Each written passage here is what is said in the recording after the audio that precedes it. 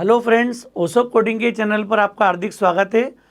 दोस्तों, आज हम अपनी प्रोग्रामिंग जर्नी शुरू करने जा रहे हैं। प्रोग्रामिंग जर्नी शुरू करने से पहले हम चाहे वो C++ सीखें, जावा सीखें, पाइथन सीखें, सी शार्प सीखें या दुनिया की कोई प्रोग्रामिंग लैंग्वेज सीखते हैं, अगर हम एब्सोल्यूट बिगिनर के रूप में सीरीज़ को शुरू करना चाहते हैं तो हमारे साथ कुछ इम्पॉर्टेंट पॉइंट जो ये मुझे लगता है कि शायद आपको समझना ज़रूरी है। हम आज सबसे पहले बात करेंगे इंट्रोडक्शन टू कंप्यूटर। मतलब मैं यहाँ तक मान के चल रहा हूँ कि कंप्यूटर अगर मान लिया हम बहुत ज़्यादा यूज़ टू नहीं है या हमारा प्रोग्रामिंग को लेकर अभी तक कोई एक बड़ा एक्सपीरियंस नहीं है, तो इस सीरीज़ को शुरू करने के पहले आपके कॉन्सेप्ट बहुत अच्छे से बन जाएं, जिससे कि आप किसी भी प्रोग्रामिंग लैंग्वेज को प्रॉपरली समझ पाओ। इसलिए हम लोग इन टॉपिक्स को भी कवर कर रहे हैं। नॉर्मल प्रैक्टिस में कंप्यूटर के बारे में बात नहीं होती जब किसी लैंग्वेज की बात शुरू होती है, पर मेरा ऐसा एक्सपीरियंस रहा है कि जब हम किसी भी लैंग्वेज को शुरू करें और अगर हम एब्सोल्यूट बिगिनर को लेके कोई सीरीज स्टार्ट करते हैं तो वहाँ पर फिर ये बातें बहुत ज़रूरी होती है। अगर हमें लगता है कि हम प्रोग्रामिंग पहली बार सीख रहे हैं आज, तो फिर कुछ शॉर्ट लेवल पर बहुत डिटेल्ड में बात नहीं करूँगा, लेकिन इतनी बात मैं करना चाहता हूँ आपके साथ जितना किसी लैंग्वेज को सीखने में ज़रूरी है। वो पॉइंट जो आपके लिए बहुत ज़्यादा इम्पॉर्टेंट रोल प्ले करेंगे वो मैं शॉर्ट में डिस्कस करूँगा सारे पॉइंट, और ये उम्मीद करूँगा कि आप इन पॉइंट्स को समझने के बाद अपनी लैंग्वेज की जर्नी को स्मूथ वे में आगे बढ़ा पाएंगे। तो दोस्तों, आज हम बात करेंगे पहले इंट्रोडक्शन टू कंप्यूटर की। अब ये सबसे इम्पॉर्टेंट बात है कि हमने अगर ये भी नहीं समझा कंप्यूटर क्या है, सपोज़ फर्स्ट टाइम अगर हम कंप्यूटर को समझ रहे हैं, देखते हैं, तो भी मुझे उम्मीद है कि आप में से अधिकांश लोगों को पता होगा कि कंप्यूटर जो है वो डेफिनेशन वाइज बोलते हैं ना हम लोग कि इट्स एन इलेक्ट्रॉनिक डिवाइस। जैसे ये कंप्यूटर को हम लोग बाकी जो डिवाइस होती हैं उनसे कंप्यूटर को अलग क्यों मानते हैं हम, वो सब भी इलेक्ट्रॉनिक डिवाइस हैं, लेकिन कंप्यूटर में डेटा प्रोसेसिंग का पावर है, जिस कारण से हम आज लैंग्वेज शुरू करना चाह रहे हैं, पढ़ना चाह रहे हैं। तो सबसे पहली बात तो ये हो गई कंप्यूटर का पावर क्या हो गया, क्योंकि बहुत बड़ी आबादी को तो कंप्यूटर का यूज़ ये पता होता है कि शायद गेम खेलना है, मूवी देखना है, सॉन्ग प्ले करना है मुझे। तो दोस्तों, इसके अलावा भी बहुत बड़ा रोल कंप्यूटर का है, क्योंकि जिन सॉफ्टवेयर का यूज़ करके आप गेम प्ले कर पा रहे हैं या सॉन्ग सुन रहे हैं या मूवी अगर देख रहे हैं, तो वो भी कहीं ना कहीं कंप्यूटर में एक डेटा प्रोसेसिंग एक सॉफ्टवेयर बनने के बाद ही ये सब चीज़ें पॉसिबल हुई हैं। तो हमें बहुत बेसिक लेवल पर ये बात क्लियर हो जाना ज़रूरी है कि इलेक्ट्रॉनिक डेटा प्रोसेसिंग डिवाइस है जो आपसे कुछ इनपुट लेती है, प्रोसेसिंग करने के बाद finally it will generate your desired output. मतलब कंप्यूटर हम सबकी नज़र में अब क्या हो गया कि वो आपसे कुछ इनपुट लेगा, इनपुट को प्रोसेस करेगा और प्रोसेसिंग के बाद वो एक रिज़ल्ट जनरेट करेगा। ये बहुत सिंपल बात है, चाहे दुनिया की कोई भी लैंग्वेज हो, हर लैंग्वेज को यही काम करना है। मतलब जो कंप्यूटर का फंडामेंटल है ना दोस्तों, यही दुनिया में सारी प्रोग्रामिंग लैंग्वेजेस का फंडामेंटल है। कोई भी लैंग्वेज क्या करती है, अगर मैंने किसी लैंग्वेज में पहला प्रोग्राम बनाया कि मुझे 2 नंबर्स को ऐड करना है, तो हमारा कॉन्सेप्ट क्या हो गया, 2 नंबर यूज़र से लेना है, तो हमारा कंप्यूटर भी ले लेगा इनपुट। मतलब क्या, हमने ले लिया A20 और B30, this is our input. जो डेटा अगर मैं आपसे बोलूं कि आप ऐड करो, तो आप 2 नंबर्स को अपनी मेमोरी में स्टोर करोगे, then you will perform addition operation. वैसे ही कंप्यूटर जब इनपुट देता है तो इसके पास क्या होता है, डेटा। डेटा मतलब सिंपली फैक्ट्स एंड फिगर्स, कुछ भी हो सकता है। डेटा को हम कैसे भी डिफाइन कर सकते हैं। यहाँ पर डेटा टर्म को जब भी डिफाइन करने की कोशिश करेंगे अपन, तो हम बोल सकते हैं सिंपली फैक्ट्स और figures, anything we can consider as data, चाहे वो नंबर हो, डेट ऑफ बर्थ हो, एड्रेस हो, नाम हो, कोई इमेज हो, सब कुछ मैं डेटा के रूप में रख सकता हूँ। जब मैं डेटा दुनिया के किसी भी कंप्यूटर को देता हूँ तो हमने देखा है कंप्यूटर का जो ब्लॉक डायग्राम क्या बताता है हमको कि इसमें कंट्रोल यूनिट्स होती हैं, अरिथमेटिक लॉजिक यूनिट होती है, सीपीयू वाला पार्ट है जो सेंट्रल प्रोसेसिंग यूनिट क्या करती है। तो अरिथमेटिक लॉजिक यूनिट होगी, मेमोरी यूनिट होगी, क्योंकि कंप्यूटर की मेमोरी अलग है और एक एक्सटर्नल मेमोरी अलग है परमानेंट स्टोरेज के लिए। तो ये तीनों जब एक दूसरे से इंटरेक्ट करते हैं, प्रोसेसिंग करते हैं और फाइनली ये फिर कोई आउटपुट जनरेट करते हैं। और ये मैं बहुत ज़्यादा मतलब उस बारे में चर्चा नहीं कर रहा हूँ कि आपसे ये सब क्या है। ये आपको पता है कि बेसिक अगर ब्लॉक डायग्राम कंप्यूटर का देखते हैं तो यहाँ पर कंट्रोल इंस्ट्रक्शंस भी होती हैं जो आपके ऑपरेशंस को कंट्रोल करेगी, डिसीजन मेकिंग करेगी। अरिथमेटिक लॉजिक यूनिट पूरा मैथमेटिक्स करेगी, लॉजिक डेवलपमेंट वाली पार्ट को एग्जीक्यूट करेगी। और मेमोरी यूनिट है जो भी डेटा हमारा स्टोर है वो इंटरनली जो इलेक्ट्रॉनिक मेमोरी है, जो प्राइमरी मेमोरी, वो उसकी बात कर रहे हैं यहाँ पर अपन। ये सब कुछ प्रोसेस होने के बाद मतलब यहाँ पर जो काम हमारा हो रहा है दैट इज प्रोसेसिंग। और प्रोसेसिंग होने के बाद finally we generate some output, और आउटपुट को ही दुनिया में हम क्या बोलते हैं, इंफॉर्मेशन। मतलब जब हम किसी भी लैंग्वेज में प्रोग्राम बनाना चाहते हैं तो प्रोग्राम बनाने का ऑब्जेक्टिव क्या है, every time we give some input, after processing we will generate some information, output. ये जो इंफॉर्मेशन होती है इसी को हम लोग नॉर्मल में बोल देते हैं processed data is called information. मतलब इंफॉर्मेशन मेरे लिए क्या है, जो मैंने इनपुट डेटा दिया है उस डेटा को कंप्यूटर प्रोसेस करे। अब ये प्रोसेसिंग वो किसी लैंग्वेज के थ्रू भी करा सकता है। जो आज हम लैंग्वेज की बात करना शुरू करने जब जा रहे हैं तो हमें क्लैरिटी हो कि अगर कोई लैंग्वेज चाहे वो C++ हो, पाइथन हो, जावा हो, अगर वो दो नंबर्स को ऐड करना चाहती है, लैंग्वेज करती है, तो वो अपनी इंस्ट्रक्शन देगी कंप्यूटर के पास, कुछ मैथमेटिकल ऑपरेशन परफॉर्म करेगी जिसमें A+B कोई एक्टिविटी होगी और रिजल्ट किसी वेरिएबल में स्टोर होगा। और वो ऑपरेशन जब मशीन परफॉर्म करेगी लैंग्वेज के इंस्ट्रक्शन के बाद, तो काम तो कंप्यूटर ही करेगा, लैंग्वेज के पास थोड़े हार्डवेयर का कंट्रोल है। हार्डवेयर का कंट्रोल तो कंप्यूटर के पास है, पूरा एक्चुअल फिजिकल डिवाइस है ये। लैंग्वेज अपनी इंस्ट्रक्शन देगी, कंप्यूटर उसको प्रोसेस करेगा। और हम लोग भी क्या चाहते हैं कि हमारी प्रोग्रामिंग लैंग्वेज हमारे कंप्यूटर के रिसोर्सेस को बेस्ट वे में यूटिलाइज कर पाए, बेस्ट वे में उसकी मेमोरी यूज़ कर पाए, उसका CPU का जो भी कंपोनेंट्स है उन सब कंपोनेंट्स को हम ज़्यादा बेटर, ज़्यादा एफिशिएंट तरीके से यूटिलाइज कर पाएँ। ये हमारी कोशिश है। और जब आउटपुट आएगा तो हम क्लेम कर देंगे कि this addition of this two number is 20 + 30 50। एक आउटपुट दे दिया हमने यहाँ पर। यही अगर आप बोल दोगे कि मुझे ऐड नहीं करना है, वी नीड मल्टीप्लिकेशन, अगर आप मल्टीप्लिकेशन चाहोगे तो you will get different information. Multiplication of this two number is 20 × 30, so this is what 600। कहने का मतलब है कि जब हम किसी लैंग्वेज में प्रोग्रामिंग करेंगे तो हो सकता है कि इनपुट आपका सेम हो और मैं प्रोसेसिंग ऑपरेशन चेंज कर दूं। हर जब ऑपरेशन में चेंज करूंगा you will get different information. ये एक बेसिक मॉडल है। चाहे हम दुनिया की किसी भी लैंग्वेज में काम करें, हमारा मोटिव अल्टीमेटली होता है कि जो हमारे पास मशीन है, जो कंप्यूटर, चाहे आप PC पे अपने प्रोग्राम को चलाओगे, लैपटॉप पे चलाओगे, तो ये सब चीज़ें वहाँ पर होगी। CPU का अपना एंगेजमेंट होगा, इन्वॉल्वमेंट होगा आपके प्रोग्राम के साथ।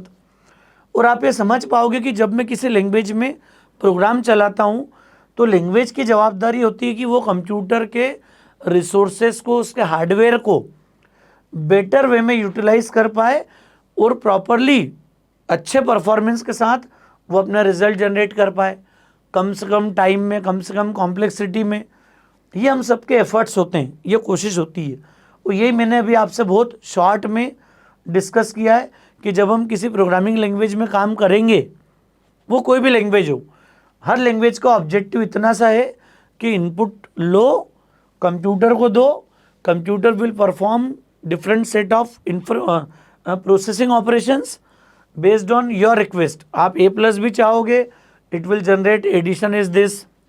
आप मल्टीप्लिकेशन चाहोगे, आपका सिस्टम उसको मल्टीप्लाई के हिसाब से प्रोसेस कर देगा।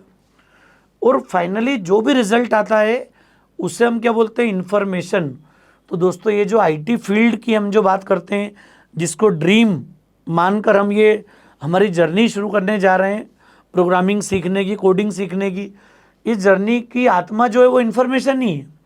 हम लोग सुनते हैं ना आईटी फील्ड में हूँ, तो आईटी मतलब information technology, a technology which is completely based on information.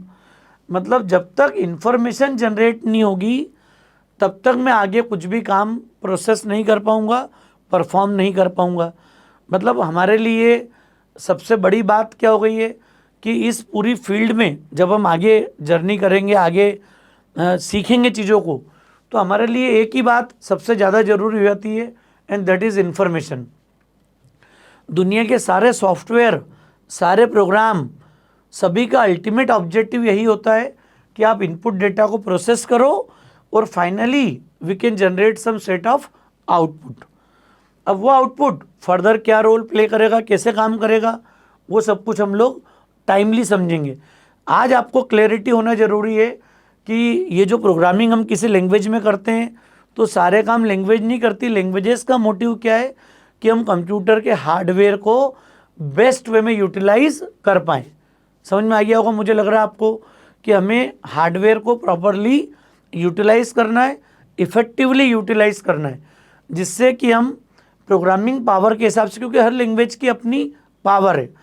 ये बहस लैंग्वेजेस के बीच में हो सकती है कि कौन सी लैंग्वेज किस काम को कितना फास्ट करती है या किस तरीके से एग्जीक्यूट करती है, ये बात का विषय। हम जब लैंग्वेज की स्टडी करेंगे तो हर लैंग्वेज के अपने सिंटेक्स से अपना उसका कुछ स्ट्रॉन्ग पावर है, कोई यूनिक एरिया है। वो सब आगे जब पढ़ेंगे हम तो क्लैरिटी आएगी साथ में हमारे पास। क्लियर है दोस्तों? अब एक इम्पॉर्टेंट बात क्यों है, क्यों हम प्रोग्रामिंग करने जा रहे हैं आज, हम क्यों अपनी जर्नी शुरू कर रहे हैं? तो दोस्तों जो कंप्यूटर का फ़ायदा है, मेन ये सारे पॉइंट आपके सामने आप सब देख सकते हैं इजीली। मेन जो बात होती है, तो स्पीड एक बड़ा इंपॉर्टेंट फैक्टर है कि अगर आज मैं प्रोग्रामिंग करने के बारे में सोच रहा हूँ, क्यों सोच रहा हूँ, क्योंकि मैनुअली जब मैं काफ़ी सारे रजिस्टर्स में काम करता था तो एक छोटी सी रिपोर्ट, एक छोटी सी इन्फॉर्मेशन लाने के लिए मुझे 2-2 दिन, 4-4 दिन तक काफ़ी लोगों को एंगेज करना पड़ता था। और अब एक बटन के थ्रू मैं रिजल्ट्स को जनरेट कर सकता हूँ। तो हाई स्पीड एक अट्रैक्शन है प्रोग्रामिंग करने का कि हम अपने काम को, अपनी डे टू डे की प्रॉब्लम्स को काफ़ी आसानी से, तेज़ी से कर सकते हैं, एक्यूरेट वे में कर सकते हैं। दूसरी इंपॉर्टेंट बात, अरे आज मैं अगर मैथमेटिक्स करूँगा, कंटिन्यू करूँगा, कोई कॉम्प्लेक्स डेटा दे दिया मल्टीप्लाई के लिए, अभी तो मैंने बड़ी आसानी से कर लिया, तो 20 + 30 कोई बता देगा बेसिक लेवल का मैथमेटिक्स से। लेकिन जब कोई बहुत कॉम्प्लेक्स नंबर आ गया और बोल दिया मल्टीप्लाई करो, तो मैनुअली सब कुछ इतना इजी, इतना आसान नहीं है। और ये तो एक इंस्ट्रक्शन है, ऐसी हज़ारों लाखों इंस्ट्रक्शंस को एक साथ प्रोसेस करना है, करोड़ों इंस्ट्रक्शंस को एक साथ प्रोसेस करना है, तो फिर क्या होगा? तो यहाँ पर एक सबसे बड़ी जो कंप्यूटर के साथ में फ़ायदा है कि we can perform each and every operation in a more accurate way. Confident होंगे हम कि ये सब कुछ सही होगा, एक्यूरेट होगा, अगर मैंने वो ऑपरेशन प्रॉपरली डिफाइन किया है, वो इंस्ट्रक्शन मैंने प्रॉपर लिखी है। तो इसका स्टोरेज कैपेसिटी याद है, मैं और आप अपनी मेमोरी में कितना स्टोर कर लेंगे, रजिस्टर्स में भी लिख के कितना रख लोगे डेटा। कई अलमारियों का डेटा जो है वो छोटी सी एक पेन ड्राइव में स्टोर हो जाता है, छोटी सी चिप में स्टोर हो जाता है। ये आप भी समझते हैं इस बात को, क्योंकि अब जब जिस एज में हम लोग बड़े हो रहे हैं, ये तो एज ही इनोवेटिव एज है, कंप्यूटर का एज है पूरा। हम लोग आईटी को मतलब समझते नहीं, अब जीते हैं उस फील्ड में, हम लोग आगे बढ़ रहे हैं। तो स्टोरेज कैपेसिटी है, बाकी तो सब फैक्टर हैं कि ऑटोमेशन है, रिडक्शन कॉस्ट का है, पेपर वर्क का रिडक्शन है, लेबर मतलब मैनुअली जो लेबर आपको लगती थी किसी काम को प्रोसेस करने में, वो सारे एडवांटेज आपको इसके साथ में दिखेंगे। ठीक है दोस्तों, मुझे समझ में आ रहा है कि ये पॉइंट आपको थोड़ा सा क्लियर हो गया होगा, क्योंकि ये छोटे छोटे पॉइंट पे मैं बहुत ज़्यादा टाइम भी आपका लेना नहीं चाहता हूँ। हाँ, दूसरी बात डिसएडवांटेज क्या है कि कंप्यूटर के पास कोई इंटेलिजेंस नहीं है, मतलब कंप्यूटर के पास ब्रेन नहीं, वो कोई डिसीजन नहीं लेगा, जो भी कुछ करना है वो आपको करना है एज ए प्रोग्रामर। जब आप कोई इंस्ट्रक्शन दोगे, जब कोई कमांड दोगे, कंप्यूटर उसको एग्जीक्यूट कर देगा। आपको लॉजिक लगाओगे, कंप्यूटर उसके बेस पर डिसीजन मेकिंग कर लेगा। लेकिन कंप्यूटर के इंटेलिजेंस की बात करेंगे अपन तो दैट इज़ जीरो। आपको ये बात समझ में आना चाहिए कि कंप्यूटर कुछ भी नहीं है। जो व्यक्ति कंप्यूटर के सामने बैठा है वो व्यक्ति इंपॉर्टेंट है। मतलब computer is not a magic machine, the person who is sitting in front of the computer is the magician. मतलब आप मैजिशियन हैं, आप में जादू है। आप कोई चीज़ जब लॉजिक लगाओगे, कॉन्सेप्ट दोगे, तो कंप्यूटर अपने डिवाइस के थ्रू उन काम को ज़्यादा एक्यूरेसी से, ज़्यादा स्पीड से, ज़्यादा स्टोरेज कैपेसिटी के साथ उसको एग्जीक्यूट कर पाएगा। ये उसका फ़ायदा है दोस्तों। दूसरी बात क्या हो गया, सारे इंस्ट्रक्शन मुझे कंप्यूटर को देना ही पड़ती है। कंप्यूटर अपने मन से कोई भी डिसीजन नहीं लेता है। जो हमने बात की ना कि जीरो इंटेलिजेंस वाली बात है, तो वो इसका डिसएडवांटेज है। मतलब ये डिसएडवांटेज की बात हमारे लिए इसलिए मायने नहीं रखती है क्योंकि हम तो प्रोग्रामिंग कर ही इसलिए रहे ताकि हम कंप्यूटर को टाइमली अलग अलग लैंग्वेजेस के थ्रू इंस्ट्रक्शन दे पाएँ। आज हम किसी लैंग्वेज को शुरू करने जा रहे हैं, उसको जब हम सीखेंगे तो every day we can give one new command, new set of instructions to the computer. तो लैंग्वेजेस के माध्यम से हम कंप्यूटर को इंस्ट्रक्ट करते हैं and then computer will perform the set of operations based on your command, your instruction. ये एक बेसिक तरीका होता है कहीं भी काम करने का। दोस्तों ये एक सिंपल अप्रोच थी, ड्रॉबैक था। इसके अलावा आपने नोटिस किया कंप्यूटर में उसके ब्रेकअप को भी आप जानते होंगे कि कंप्यूटर को हम लोग ये बोल सकते हैं कि it's a combination of hardware and software. ये भी एक तरीका है कि अगर कंप्यूटर को डिफाइन करने जाएंगे हम, तो कंप्यूटर तो मशीन है, लेकिन सिर्फ हार्डवेयर को मैं कंप्यूटर नहीं बोलता हूँ, साथ में मुझे किसकी नीड होती है, सॉफ्टवेयर की। तो दोस्तों हार्डवेयर और सॉफ्टवेयर के कॉम्बिनेशन को हम कैसा बताते हैं, कंप्यूटर। क्योंकि सिर्फ हार्डवेयर सब कुछ नहीं है। आप लोगों ने डे टू डे लाइफ में कॉन्सेप्ट सुना होगा, आपको याद होगा, हर एरिया में, मतलब जिस लोकेलिटी को भी आप बिलोंग करते हैं वहाँ आपने नोटिस किया होगा कि एक व्यक्ति ऐसा होता है जिसको सामाजिक रूप से हम लोग इतना स्वीकार नहीं कर पाते हैं, या बोलते हैं ना कि हर कॉलोनी में एक थोड़ा अलग टाइप का व्यक्ति होता है जो बहुत ज़्यादा यूज़फुल नहीं माना जाता सोसाइटी के लिए, फैमिली के लिए, परिवार के लिए। तो आप नोटिस करते हो कि उस व्यक्ति में सारा हार्डवेयर कंप्लीट है, एक पार्ट जो मिसिंग होता है वो होता है सॉफ्टवेयर, ब्रेन। हो सकता है उनका ब्रेन उतना डेवलप नहीं होता है, तो वो हमें लगता है कि शायद सोसाइटी में किसी भी रोल में वो उतने फिट नहीं होते हैं। उनके लिए अलग अलग तरीके होते हैं उनको मतलब मुख्य धारा में लाने के लिए। लेकिन मैं बताना चाह रहा हूँ कि सिर्फ हार्डवेयर सब कुछ नहीं है। अगर एक सॉफ्टवेयर, मान लिया आपके हमारे पास से ब्रेन हटिया है, बाकी हमारे सारे हार्डवेयर अगर कंप्लीट हैं तो भी वो कुछ काम कर पाएंगे क्या दोस्तों? तो ब्रेन एक बड़ा इंपॉर्टेंट रोल प्ले करता है एज ए ह्यूमन बॉडी। अगर ब्रेन नहीं होगा तो मैं बाकी जो पार्ट्स हैं, जितने फिजिकल कंपोनेंट्स हैं, इनको मैं यूज़ नहीं कर पाऊँगा, इनको यूटिलाइज नहीं कर पाऊँगा।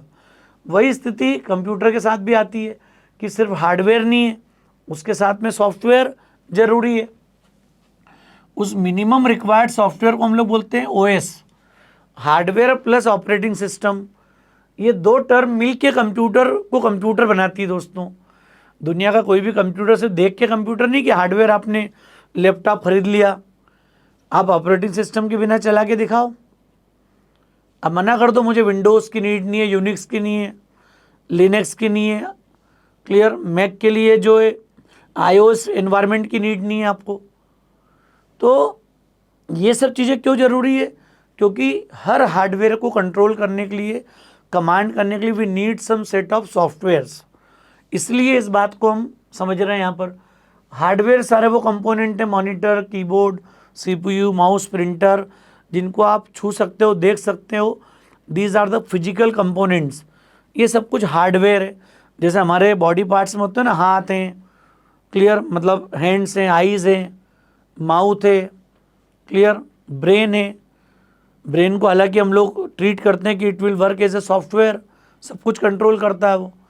तो ये सारे कंपोनेंट्स हैं, these are the physical components, physical part of the computer.